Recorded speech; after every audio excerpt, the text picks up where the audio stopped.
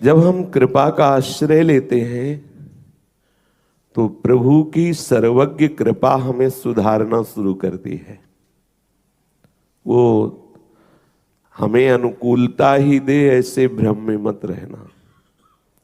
कभी कभी हमें बहुत प्रतिकूलता की आवश्यकता होती है, पर हम देहाभिमानी होने के कारण इस बात को स्वीकार नहीं करते। हमें भगवत प्रेम में डुबोने के लिए अहेतुकी कृपालु प्रभु प्रतिकूलता देते हैं। सूक्ष्मता से विचार करो, जैसे नमक के समुद्र के प्रवाह में पड़ जाएं तो जब तक आप निकलेंगे नहीं तब तक आपको उस नमक के समुद्र का अवगाहन करना ही होगा। ऐसे ही हम दुखालय समुद्र में फंस गए।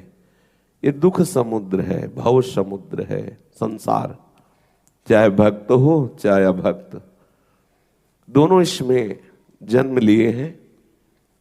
जो भक्त है वो इससे विरति को प्राप्त होकर प्रभु से रति करने के कारण उस दुखद परिस्थितियों को भगवत कृपा का स्वरूप अनुभव करके आनंदित होता रहता है। पर ऐसा नहीं कि उसके जीवन में दुखद परिस्थितियां ही नहीं आती, बड़ी भयानक परिस्थितियां दुखद आती हैं। बाहर से ऐसी प्रतिकूलताएं, अंदर से ऐसी प्रतिकूलताएं, दोनों को सहता हुआ वो भगवत चरणारविंद की तरफ आगे बढ़ता है। तो प्रभु के श्री चरण परम शीतलता प्रदान करने वाले त्रैताप नशावन हैं। उनका चिंतन होने के कारण ये दुखालय उसे दुख नहीं पहुंचा पाता। पर ऐसा समझा जाए कि उसे दुख नहीं घेरता, ऐसी बात नहीं है। बड़ी बड़ी विषम परिस्थितियां उसके जीवन में आती हैं। इसलिए आप कृपा पात्र हैं, कृपा का आश्रय लिए हैं, तो कभी अनुकूलता कभी प्रतिकूलता, दोनों कृपा के पक्ष हैं। हमारे प्रभु जिस समय जैसा चाहेंगे वैसा हमें देंगे। हमें हर समय देखते रहना कि है मेरे ऊपर कृपा, मैं समझ नहीं पा रहा। ये बहुत सूक्ष्म विषय है। ऐसी परिस्थितियां उपासक के जीवन में आती हैं जब कोई आश्रय नहीं दिखाई देता, कोई समझाने से समझ में नहीं आता, केवल अंधकार ही अंधकार, केवल दुख ही दुख उसे दिखाई देता है। ये धैर्यपूर्वक इसको समझना, क्योंकि इसी स्थिति में उसकी विशुद्ध आसक्ति प्रभु के चरणारविंद में होती है। जो हम राग करने वाले हैं, कहीं न कहीं किसी व्यक्ति से, वस्तु से, स्थान से सुख लेने लगते हैं। तो मेरे सर्वज्ञ स्वामी कृपा करके हमें प्रतिपल प्रतिकूलता प्रदान करते हैं, जिससे मुझे लगता है कि सब झूठा है, ये सब दिखावा है संसार। भागो, यहां तुम्हारे हृदय को कहीं शांति मिलने वाली नहीं। भागो, यहां तुम्हारा कोई नहीं है। भागो, यहां सब स्वार्थ का जाल बिछा हुआ है। ये विवेक तभी मिलता है जब आपके सामने प्रतिकूल परिस्थिति होती है और आप उस राग को छोड़ना, जो बड़े बड़े योगी जन योगाभ्यास से छोड़ना चाहते हैं, नहीं छोड़ पाते, वो आप सहज में राग मुक्त हो जाते हैं। बड़ी कृपा हुई। पर ये कृपा का अनुभव आपको बाद में समझ में आएगा। पहले तो यदि आप कमजोर हैं तो फिर लड़खड़ा जाएंगे। भगवत कृपा से सत्संग मिला है, प्रायः रोज चर्चा वही होती है। इसलिए इस बात को हृदय में बैठा लीजिए। आपके जीवन में ऐसी परिस्थितियां आएंगी, ऐसे व्यक्ति मिलेंगे, ऐसी घटना घटेगी जो आपको प्यारे प्रभु से जोड़ने वाली होगी, पर आप समझ नहीं पाएंगे। लगेगा ये तोड़ने के लिए है, लगेगा ऐसा प्रभु क्यों कर रहे हैं, लगेगा वो सामने वाला ऐसा क्यों कर रहा है। इसका कोई उत्तर नहीं है। बिना अपराध के तुम्हें गालियां मिलेंगी, पहले से संबोधन कर रहे हैं। सच्ची मानिए, बहुत दुखद संसार है। कहीं कहीं कोई, अगर आप यहां सोचे कि तुम्हें प्रेम मिल जाए, कहीं नहीं मिलने वाला। पाए जान जगत में सब जन, कपटी कुटिल कलयुगी टंचु, यही परलोक सकल सुख पावत, मेरी सो भैया कृष्ण गुण संचु। हरिवंश महाप्रभु कहते, तुम्हें हमारी कसम है, मत किसी की तरफ देखो। कोई तुम्हें शीतलता प्रदान नहीं कर सकता।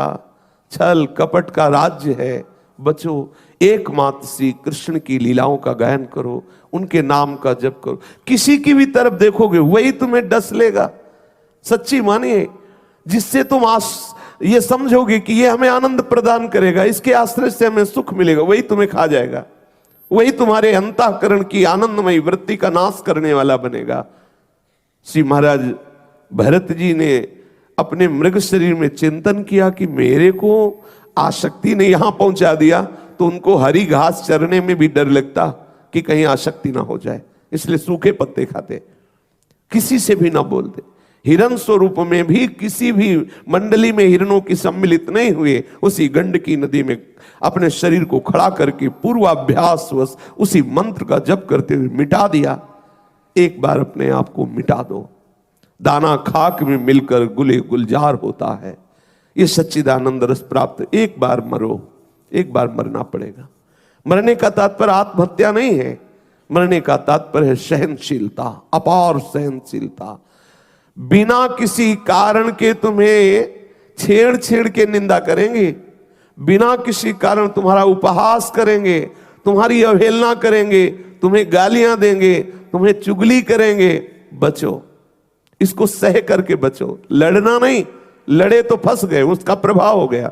वो सामने से कंकड़ मारा, तुम्हें नाराज नहीं होना, सह के बढ़ना। अगर भगवान श्री कृष्ण जी की गीता आपको एक सफल इंसान बना देगी। कृपा करके इस वीडियो को पूरा देखिए। कुछ ही लोग इस दुनिया में सफल क्यों होते हैं, मैं आपको बताना चाहूंगा आज एक सीक्रेट, जिसने मुझे जिंदगी में सफल बनाया। और वो कुछ खास नहीं है, और वो एक ही है, मेरे पीछे। मेरी सफलता का राज मेरे पीछे है, और वो है मेरी सबसे प्रिय चीज। और ये भगवत गीता जिसने मेरे जीवन को सफल बनाया, ये वही भगवत गीता है जिसके कारण आज मैं बहुत सफल हूँ। लगभग 18 बरस पहले जब मैंने मेरे जीवन में एक किताब पढ़ी, उसने मेरा पूरा जीवन बदल दिया था। ये मेरी लाइफ का टर्निंग पॉइंट था ये बुक। इस दुनिया में जितने लोग अमीर और कामयाब बने हैं, उन्होंने किताबें पढ़ी। गीता जी में भी यही बताया गया है कि लाइफ कैसे जीना है, माइंडसेट कैसा होना चाहिए। तो एक्चुअली शास्त्र आपको जीवन जीना से। मैं भी आपसे निवेदन करती हूँ, सभी को गीता अध्ययन करना चाहिए। गीता में ऐसे ऐसी बातें बताया गया है, आप जीवन में कितने बड़े संकट में क्यों ना हो, आपके सामने कैसा अवस्था बन जाए, कैसा भी अवस्था आपके सामने बन जाए, कितने बड़े संकट में आप हो, अगर गीता अध्ययन करोगे, आप हर प्रकार के संकट से बच करके बाहर निकलने का सूत्र गीता आपको बताती है। इसलिए गीता सभी को पढ़ना चाहिए। आज मैं जिस बुक की बात करने वाला हूं, जिस किताब की बात करने वाला हूं, वो आपको पढ़नी इतनी जरूरी है कि हम कहते हैं ना कि मरने से पहले कुछ काम अधूरे नहीं रहने चाहिए जीवन में, उसी तरह से ये किताब आपसे मिस नहीं होनी चाहिए। लेकिन मेरा दावा है कि अगर हम गीता पढ़कर उसके अनुसार जिंदगी जीना शुरू करें तो कभी डिप्रेशन में हम नहीं आएंगे, और डिप्रेशन का बड़े से बड़ा मरीज गीता सार के साथ ठीक हो सकता। अगर आप भगवत गीता पढ़ते हैं, भगवान का नाम लेते हैं, तो आप में तेज आता है। तो इसीलिए हमें तेज नहीं बनना है, हमें तेजस्वी बनना है, और भगवत गीता हमें तेजस्वी बनाती है। क्योंकि आज हमने भगवत गीता को किनारे किया है, इसलिए घर घर में डिवोर्स हो रहे हैं। आज इंडिया के अंदर डिवोर्स रेट 14% हो रखा है, और ये आगे बढ़े जा रहा है, बढ़े जा रहा है। Why? Because we are ignoring Bhagavad Gita. आज हमारे यूथ सुसाइड कर रहा है। By 2025 India would be world's number 1 country for suicide cases among the teenagers and youngsters as per Reader's Digest by 2025। ये क्या हो रहा है भाई? पर इसलिए हो रहा है because we are ignoring Bhagavad Gita. Bhagavad Gita की बात कर रहे थे, मैं एक पॉकेट गीता रखता हूँ अपने पास। जब भी जीवन में कुछ संकट आता है तो मैं बस कोई भी पेज उठाकर पढ़ लेता हूँ। तो आई थिंक एक कंट्रोल आपके मन में आ जाता है। If there is no teacher in life, I think Bhagavad Gita can be the perfect teacher. आप किसी भी दुविधा में हो, उसके अंदर सब, उसमें सवाल नहीं, उसमें सारे आंसर्स हैं आपके लिए। आपके मन में कोई भी सवाल है, ऑटोमेटिकली वो आंसर आपके सामने आ जाता है। मेरे फादर ने बोला, आप क्या? मैंने कहा एस क्लास लेंगे पापा। बोले यार तू मिडिल क्लास से एस क्लास पे पहुंच रहा है। मैंने कहा देखो काम कर रहा है कि नहीं कर रहा है जुगाड़। बोला हाँ काम तो करता है यार, सही जुगाड़ बहुत सही है। कौन सी किताब? मैंने कहा ये 200 रुपये किताब थी मात्र, जिंदगी पूरी बदल दी इसने हमारी। साथियों, गीता धर्म ग्रंथ तो है, पर ये जीवन ग्रंथ भी है। हम किसी भी देश के हो, किसी भी पंथ के मानने वाले हो, पर हर दिन समस्याएं घेरती रहती हैं। हम जब भी वीर अर्जुन की तरह अनिर्णय के दोहराए पर खड़े होते हैं तो श्रीमद् भगवद गीता हमें सेवा और समर्पण के रास्ते इन समस्याओं के हल दिखाती है। अगर आप एक विद्यार्थी हैं और अनिर्णय की स्थिति में है, आप किसी देश के राष्ट्राध्यक्ष हैं या फिर मोक्ष की कामना रखने वाले आप योगी हैं, आपको अपने हर प्रश्न का उत्तर श्रीमद् भगवद गीता में मिल जाएगा। मैं तो मानता हूं कि गीता मानव जीवन की सबसे बड़ी मैनुअल बुक है। जीवन की हर समस्या का हल गीता में कहीं न कहीं मिल जाता है। मैं मुसलमान हूँ, मैंने 30 पारा पढ़ा है, मैं हदीस पूरा पढ़ चुकी हूँ। जिन्ना का बनाया हुआ 1937 का शरिया लॉ के हिसाब से बहुत सारे केसेस देखे हैं। सनातन धर्म में ना एक ठहराव है। भगवत गीता में ना 3 तलाक की बात नहीं लिखी हुई है। भगवत गीता में ना पॉलीगेमी 4 शादी की बात नहीं लिखी हुई है। भगवत गीता में ना निकाह मुत्ता की बात नहीं लिखी हुई है कि 1 घंटे के लिए सेक्स करो और छोड़ दो तलाक दे करके। ये भगवत गीता नहीं बताता है। भगवत गीता इंसान को, इंसान की जिंदगी को एक रास्ता दिखाता है, लेकिन वहीं पर on the other hand Quran में लिखा हुआ है तलाक देना, खुला लेना, 4 शादियां करना, 10 बच्चे पैदा करना।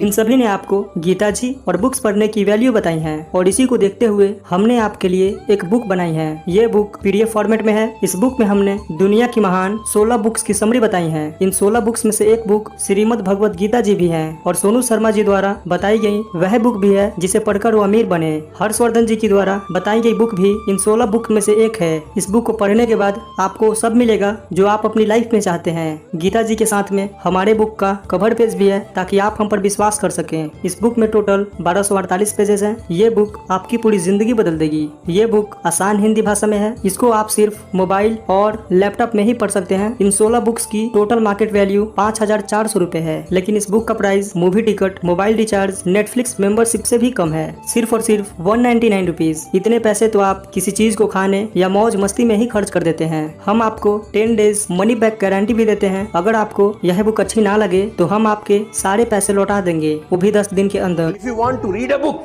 तुमको कोई लोन लेने का जरूरत नहीं है। मजे की बात तो ये है, अगर तुम एक सफल आदमी की जीवनी पढ़ना चाहते हो तो तुमको क्या लोन लेने का जरूरत है। मात्र 200-500 रुपए के अंदर एक सफल आदमी की किताब मिल जाती है।